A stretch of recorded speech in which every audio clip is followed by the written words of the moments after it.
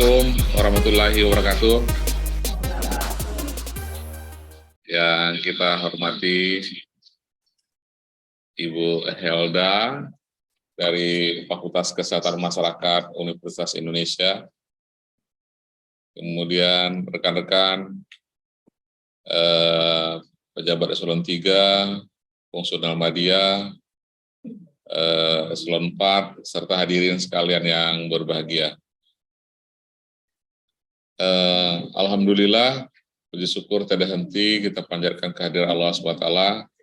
Kita masih diberikan kesehatan dan kesempatan sehingga bisa hadir bersama di acara malam hari ini. Kita sengaja mengambil waktu di malam hari karena di siang hari kita full. Karena itu mungkin sedikit lebih longgar malam karena kita bisa berkomunikasi dengan lebih santai, ya, tanpa ada gangguan, ya, tamu-tamu yang berkunjung ke Dinas Kesehatan.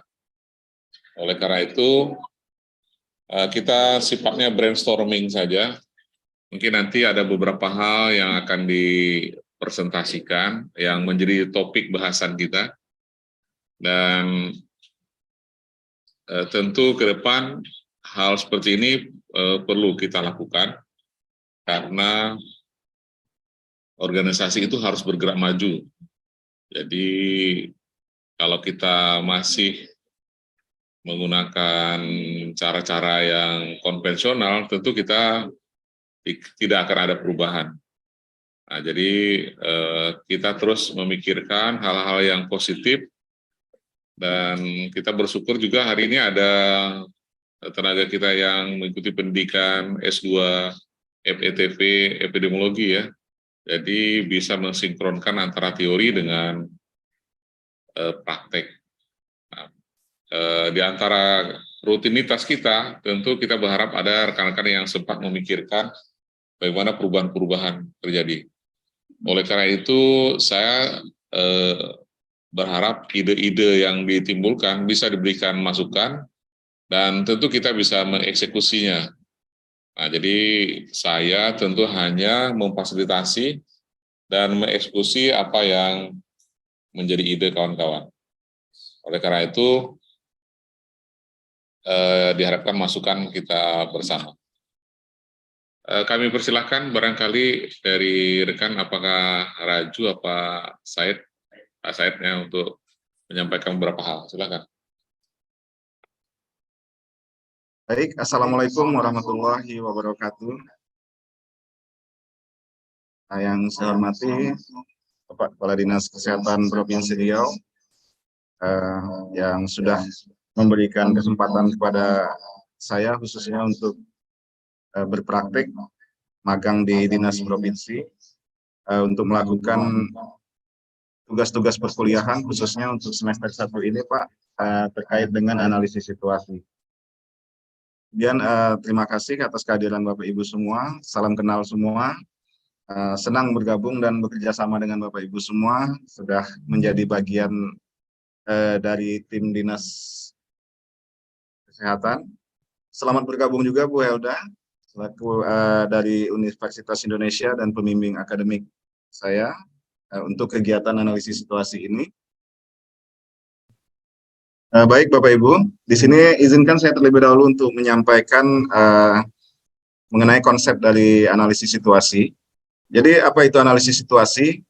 Menurut WHO itu bahwa analisis situasi adalah merupakan suatu penilaian terhadap situasi kesehatan saat ini yang melandasi rancangan dan pembaharuan kebijakan, strategi, dan rencana nasional. Jadi kalau di sini bicara WHO bicara tentang rencana nasional, jadi analisis situasi ini juga bisa diterapkan di berbagai jenjang pemerintahan, mulai dari nasional, kemudian provinsi, sampai ke tingkat kabupaten, termasuk juga di jenjang provinsi. Jadi ini secara umum langkah-langkah analisis situasi, mulai dari menetapkan kerangka kerja apa yang akan dianalisis, kemudian mengidentifikasi atau mengumpulkan berbagai informasi yang terkait sehingga kita bisa mengetahui atau mengidentifikasi permasalahan sampai dengan nanti pada akhirnya akan disusun dalam bentuk laporan. Kemudian kita lihat analisis situasi ini merupakan bagian dari proses siklus perencanaan yang berkesinambungan.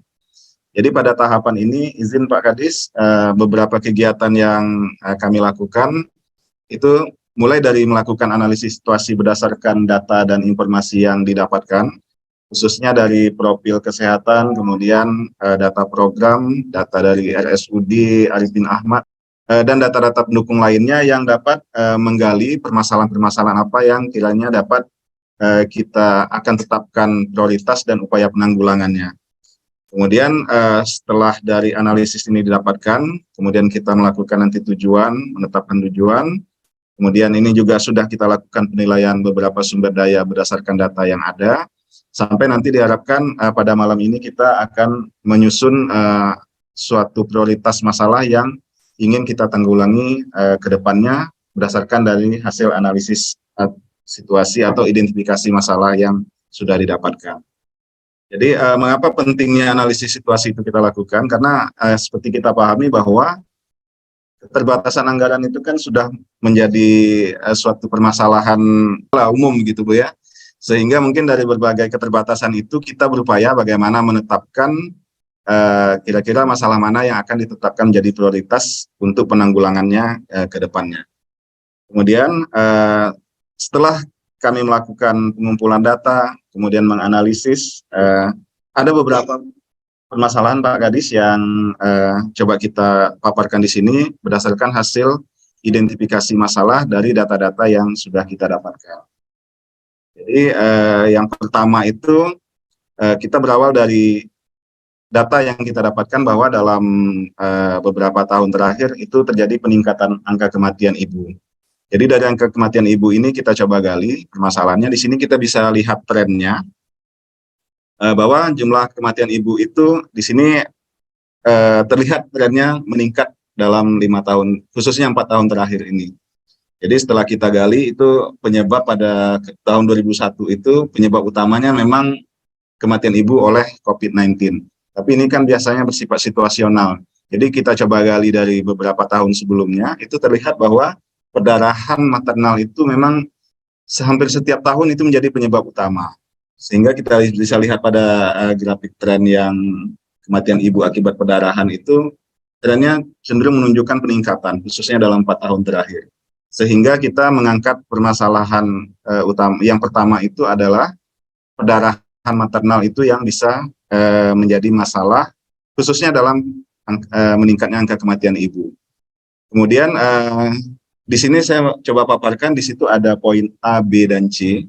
Itu nanti kita menggunakan konsep metode Hanlon ketika menetapkan prioritas masalah. Jadi A itu adalah besaran masalah, B itu adalah keseriusan masalah, dan C itu adalah efektivitas intervensi. Jadi mungkin Pak Kadis ada beberapa bisa menjadi pertimbangan ketika nanti menetapkan prioritas masalah khususnya terkait dengan perdarahan maternal itu, bahwa itu kasusnya ditemukan di seluruh Riau, kemudian dampaknya tentu karena biaya perawatan untuk menanggulangi angka kematian ibu penyebab perdarahan itu memang relatif tinggi dan akan berdampak ekonomi. Kemudian dari aspek keseriusan masalah itu bahwa kematian itu seperti kita lihat menjadi penyebab utama kematian ibu. Jadi yang ketiga itu adalah efektivitas intervensi. Di situ kita bisa lihat bahwa pelayanan kesehatan pada ibu hamil itu merupakan, atau ibu bersalin dan khususnya ibu secara keseluruhan itu merupakan bagian dari indikator SPM. Sehingga kalau dalam efektivitas intervensi tentu akan lebih fokus kita, ada potensi untuk bisa menyelesaikan permasalahan ini dengan menggunakan sumber daya yang ada. Untuk permasalahan kedua, ini berawal atau berangkat dari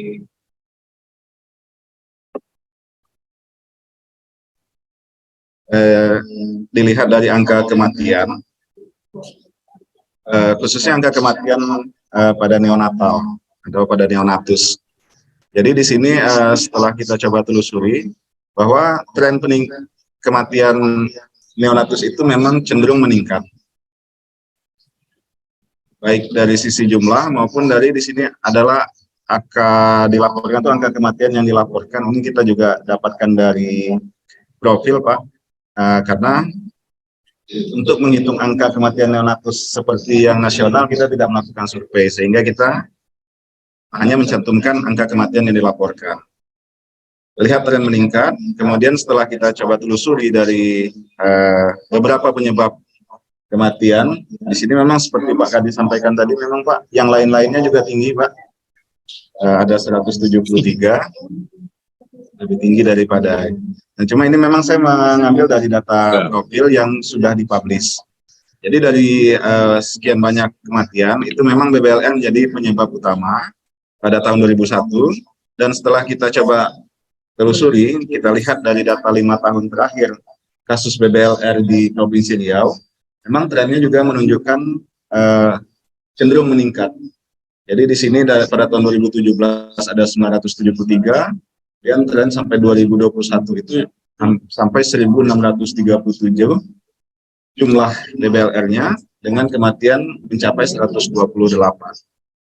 Jadi ini data yang kita dapatkan dan coba kita kompilasikan dari beberapa tahun yang sudah dilalui. Baik, izin Pak, saya lanjut yang ketiga, Bapak Ibu. Ini yang ketiga terkait dengan penyakit COVID. Memang saat ini pada saat kita mengumpulkan data dari bulan Oktober sampai November ya Pak Ibu, ini sampai data terakhir per 14 Desember itu Riau pada posisi di level 2. Sehingga kita masih angkat ini menjadi permasalahan dan belum ditetapkan bahwa dicabut dari pandemi, apakah itu menjadi endemik dan sampai ke tingkat kasus biasa begitu. Kemudian setelah ini kita kemarin dicabut PPKM, apakah mempengaruhi atau tidak, mungkin bisa jadi pertimbangan kita ketika menganggap ini apakah prioritas dalam upaya penanggulangan ataupun tidak. Kemudian untuk yang permasalahan keempat, sini adalah terkait dengan penyakit tuberkulosis. Jadi penyakit TBC ini kita lihat trennya dalam 5 tahun ini memang berfluktuasi. Namun dibandingkan data 2021 dengan 2020 itu memang terlihat cenderung peningkatan. Di sini yang kita lihat juga adalah persentase treatment coverage TB. Jadi berapa cakupan pengobatan atau kasus yang diidentifikasi dan diobati, itu kita secara rata-rata provinsi baru mencapai 34,4% dari target nasional yang ditetapkan itu sebesar 90%. Sehingga kalau kita bandingkan seperti ini, maka kita melihat potensi populasi berisiko yang belum terdeteksi di Riau ini masih banyak Pak. Sehingga kita melihat ini akan menjadi besar masalah jika tidak dapat diidentifikasi siapa-siapa berisiko dan diobati. Karena potensi penularan TB kan bersifat laten, mungkin jangka panjang. Kita harapannya dengan mendeteksi lebih banyak, cakupan dengan coverage-nya lebih optimal, akan bisa mencapai 90% itu akan lebih baik lagi. Kemudian permasalahan yang kelima terkait dengan penyakit malaria. Jadi pada penyakit malaria ini kita lihat memang secara tren data 2021 dibandingkan dengan tahun 2020 itu memang terlihat ada cenderung penurunan. Cuma kalau kita lihat pada tahun 2021 itu kita masih terjadi KLB malaria di rekan hilir. Artinya kita khawatirnya di sini ada fenomena gunung es, artinya masih ada potensi penularan di masyarakat yang memang belum terdeteksi secara utuh. Jadi di sini identifikasinya di KLB di Rokan Hilir tahun 2021, ditambah lagi kita masih ada daerah endemis malaria. Sementara kita sudah ditetapkan bahwa Indonesia itu bebas malaria di tahun 2030, sehingga ini menjadi juga masalah yang perlu kita tetapkan prioritasnya dan upaya penanggulangan. Kemudian juga demikian dengan penyakit DBD. DBD ini kita lihat trennya berfluktuasi. Namun yang mengkhawatirkan di sini angka kesehatan DBD kita di Riau ini masih relatif tinggi, mencapai 1%. Sementara target nasional itu menetapkan maksimal 0,7% kesehatannya. Sementara kita lihat di sini sebaran kasus, ini kalau yang pada yang di atas ini adalah CPTBD dari 1%, sementara yang masih di atas target itu atau yang tengah ini adalah naik 2%, dan 1,2%, dan baru 1,1%, dan Kampar itu 2%. Jadi ini memang daerah-daerah mungkin yang akan menjadi rawan CFM-nya. Sementara kalau kita lihat dari sebaran kasus, memang Pekanbaru memiliki atau adalah mengalami kasus tertinggi, itu mencapai 437 kasus pada tahun 2021.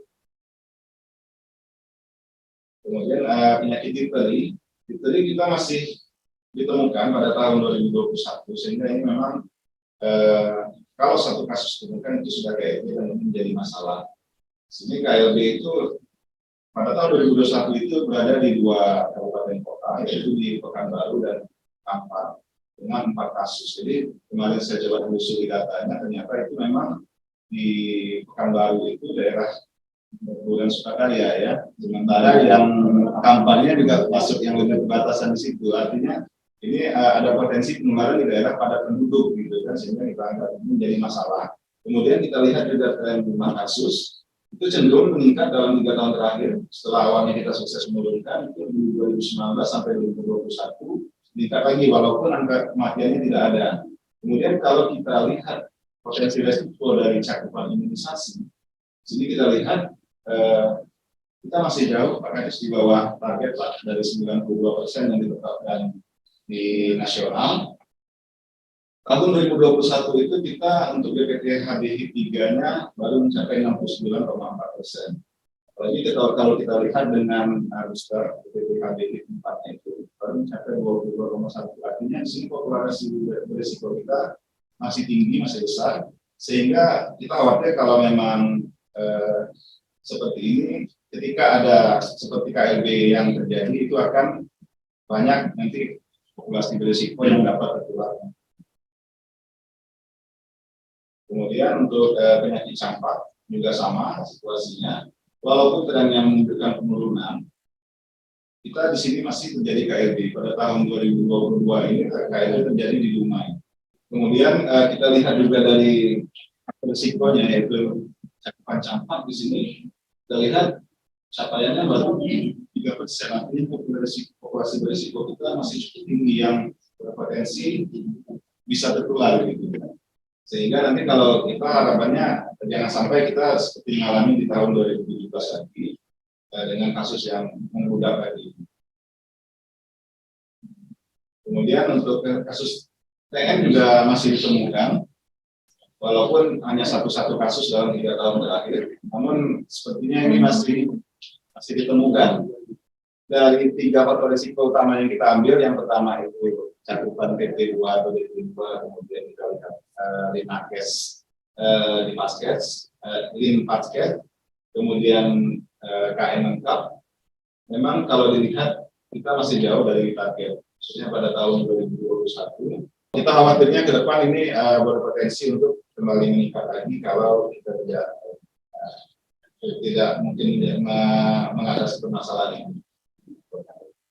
Kemudian terkait dengan penyakit HIV/AIDS, yang pertama kita lihat dari rendahnya pengembangan bentuk dari modal yang harusnya dapat ya, rupanya baru mencapai 25% dari 45% target yang ditetapkan dalam RPJMN maupun dalam. Kemudian di sini juga terlihat persentase orang dengan risiko terinfeksi HIV mendapat pelayanan deteksi dini sesuai standar itu baru mencapai 21,2%.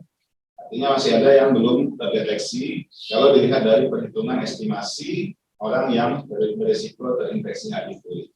Kemudian penyakit hipertensi, jadi kasus hipertensi di Riau, kalau data Riskesdas kita lihat memang trennya meningkat dari tahun 2013 menjadi 2018. Cukup jauh, 9%. Kemudian saya coba kemarin kumpulkan data dari SIPTM. Berdasarkan hasil deteksi dini, itu kasus hipertensi kita di provinsi yang tahun 2002 itu mencapai 31,7%. Jadi kalau dilihat dari data terakhir 2018, ini lebih tinggi lagi nih, meningkat lagi. Sementara kalau kita lihat distribusi berdasarkan wilayah, kita lihat uniknya di sini Indragiri Hilir memang yang memiliki prevalensi hipertensi tertinggi, bahkan di atas prevalensi rata-rata nasional. Sementara Pekanbaru ini malah hijau. Kemudian penyakit diabetes juga situasinya bersama seperti hipertensi tadi. Dan peningkatan kasusnya dari 1% menjadi 1,9%. Bahkan memakai data dari surveillance atau SIPTM diabetes itu berdasarkan hasil deteksi dini itu mencapai 2,86%.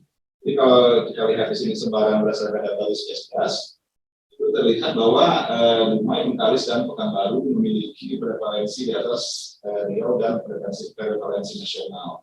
Kemudian untuk penyakit jantung, di sini juga kita coba pakai data Riskesdas.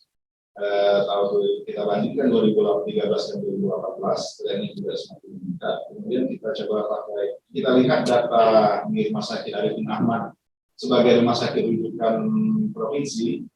Pasien penyakit jantung yang berkunjung ke RS Arifin Ahmad itu pada tahun 2021 itu mencapai 11.781.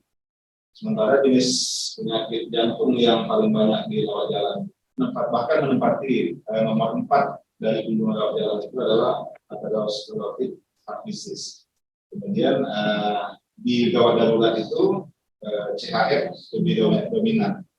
Kemudian penyakit stroke juga di sini kita coba lihat memang trennya juga meningkat berdasarkan data Riskesdas. Memang setelah ini kita belum ada melakukan data survei. Kita lihat di sini kunjungan di Rumah Sakit Arifin Ahmad itu juga mencapai 1.129,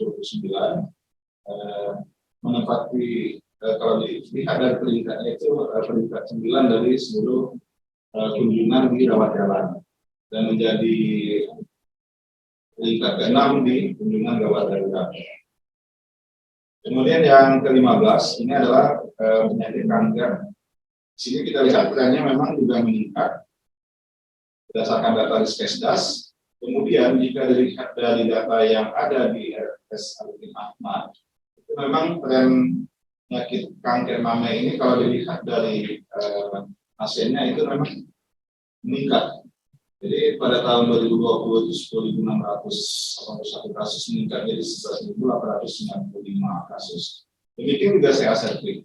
Ini bahkan meningkatnya cukup drastis dari 1.949 jadi 3.089.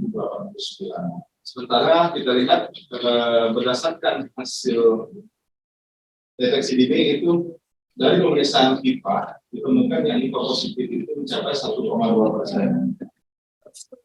Mungkin yang terakhir ini masalah yang ke-16 ini terkait dengan stunting pada balita. Prevalensi stunting di Provinsi Riau itu kalau kita lihat dari beberapa survei yang sudah dilakukan menunjukkan tren penurunan. Namun jika dibandingkan dengan target yang sudah ditetapkan hendak dicapai tahun 2024 itu mencapai 14%, memang kita masih perlu upaya ekstra untuk mencapai target yang sudah ditetapkan. Kalau kita lihat di sini, prevalensi stunting berdasarkan data SSGI 2021, memang Pekanbaru itu baru yang mencapai di bawah 14%. Mungkin kalau untuk identifikasi masalah, Bapak Ibu ada 16 tadi yang sudah dipaparkan. Setelah ini nanti kita coba akan melakukan penetapan prioritas masalah dengan menggunakan metode Kanban. Ini ada rumus-rumusnya, namun nanti Bapak Ibu nanti bisa kita gunakan Mentimeter. Jadi kita tinggal masukkan aja nanti di Mentimeter, kemudian kita masukkan di formula yang sudah kita siapkan template-nya. Kemudian setelah langkah kerja nanti akan kita lakukan scoring. Setelah dilakukan scoring, kemudian nanti kita akan masukkan hasil perhitungan ke dalam atau hasil dari polling tadi ke dalam template ini. Sehingga diketahui nanti berapa nilai BPR-nya dan nilai berapa. Jadi kita nanti dari hasil polling itu kan akan didapatkan suara terbanyak yang mana. Dari situ nanti kita akan masukkan ke template dari hasilnya. Ini untuk tutorial polling nanti Bapak Ibu silahkan dibuka nanti saya share aja langsung di grup, otomatis akan dibawa ke halaman utama dari Mentimeter ini. Namun nanti kalau Bapak Ibu yang tidak melalui link, silakan nanti masukkan kodenya. Kodenya juga kita sudah siapkan. Tapi bagus metode yang dibuat kayak gitu. Betul-betul memudahkan kita sekarang kan. Dulu ini kan betul-betul seberang print dulu di kertas. Berapa banyak pula kertas yang di print. Dia berapa belas nih? 16. Saya baru 14. Kali lipat. Send me Rizal ya? Boleh Pak, kalau saya minta akan masuk ke email Bapak lagi nanti asli.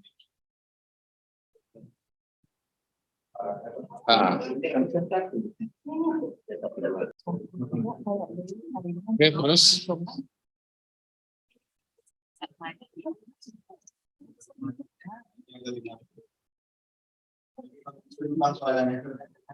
Oke, lanjut. Tapi itu udah bisa di-score kan? Oke, satu semua. Oke.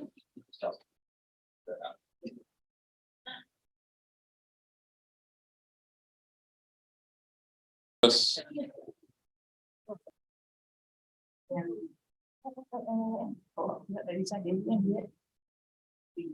terus lagi.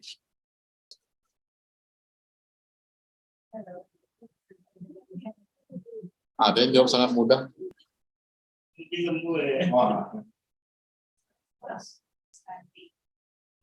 Nanti harus buat sponsor tuh.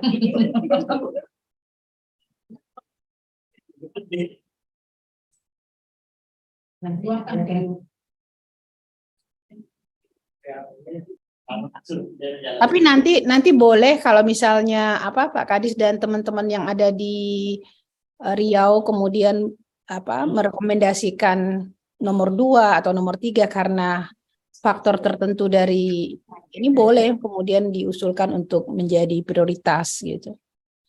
Iya. Baik, Bu. Ya, misalnya TB tadi diusulkan bagus, menurut saya sih bagus aja gitu. Iya. Kalau mau di ranking Pak Said, yang tertinggi? Nah, pas banget tuh. Kalau TBC tadi yang kita bilang program pemerintah itu gagal, nah kita coba kita tuntaskan tuh di Riau.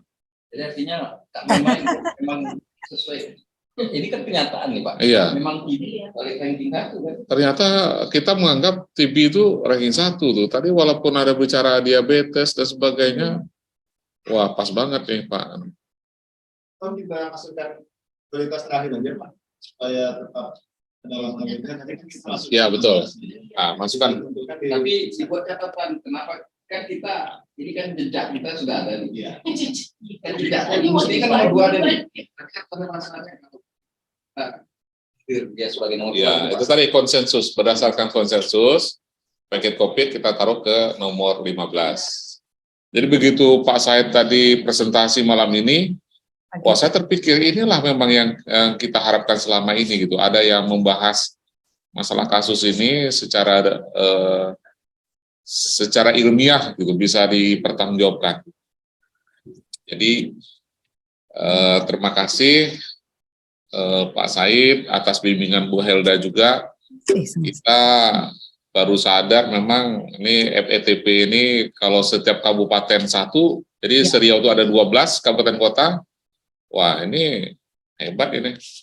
Bisa public health kita memang kita ini kan. Ya, memang harus disupport juga ya Pak Kadis ya. Karena biasanya kalau balik kembali lagi ke rutinitas. Jadi harapannya maksudnya kayak Pak Raju balik ke ini harus disupport supaya ilmu-ilmu yang sudah kita ini dipakai gitu. Kadang-kadang mahasiswa kami begitu kembali ke Kemenkes, kembali ke habitatnya gitu.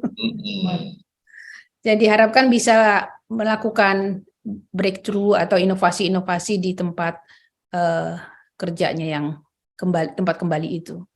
Ya mudah-mudahan maksud saya biar optimalkan keberadaan para FETP ini supaya apa yang kita harapkan bisa maksimal di daerah masing-masing. Iya, Saya kira terima kasih. Iya. Saya juga terima kasih banyak nih Pak Kadis, supportnya luar biasa terhadap mahasiswa kami. Maksudnya nggak semua provinsi kemudian seperti ini. Jadi Pak Said harus berterima kasih nih ke Pak Kadis, Pak Zainal ya, bahwa disupport betul ya. Oke, itu saja. Terima kasih banyak. Mudah-mudahan bisa berlanjut dengan sampai kepada memberikan manfaat kepada masyarakat setempat. Baik, terima kasih Bu. Terima kasih Bu Elda.